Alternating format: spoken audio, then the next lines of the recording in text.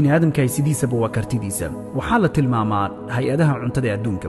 ayaa nin waxay u direen waddankeeni hooyo Soomaaliya waxayna yiraahdeen waxaan rabnaa in aad daraasa ka soo samaysid baahida dalka ka jirta inta ay laag tahay si cuntada dabcan ama miisaaniyada waxa la siinayo loo cabiro oo loo qiyaaso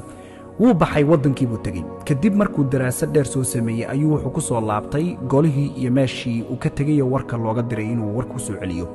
markii la wareystay waxa lagu yiri baahida waddanka ka jirta intee bay laag tahay maxaad se waddanka ku soo aragtay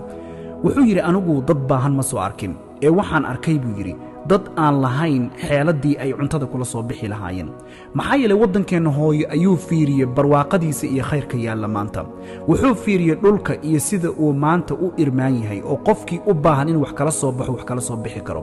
wuxuu arkay waddanku baddan xeebtan dheer ee uu leeyahay iyo sida qofku haddii uu kartidiisa iyo awooddooda ay ku bixiyaan inay wax noqon lahaayeen haddii ay ka luumaystaan oo cuntadii ay hortooda taalo laakiin xeeladii kula imaan lahaayeen aysan haysan in badanoo maanta ina ka mida ama dalka joog ama dibadda joog waan ogahay dad fara badanoo Soomaaliya jooga waxay aaminsan yihiin qofka Mareykan jooga darajo ku dheer maya kuma dheera dad fara badan oo daciifa oo darajadoodu hooseyso ayaa Mareykan dhex jooga yuusan ku sirin magacayo qofku meesha uu degan yahay yuusan ku sirin inuu Yurub dhex joogo dad fara badan baa inta jooga oo mashaqaystayaal oo cayrta cuna oo dawladda tuugsada haddii adigu maanta aad la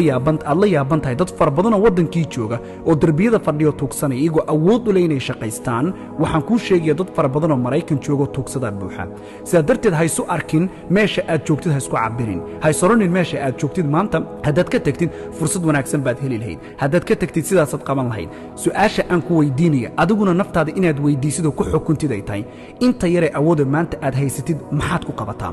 marka halka aad cabirtid oo fiiriso su'aasha jawaabteedu ay ku soo baxdo marka ayaad garan kartaa xaqiiqada dhabtahay waxay tahay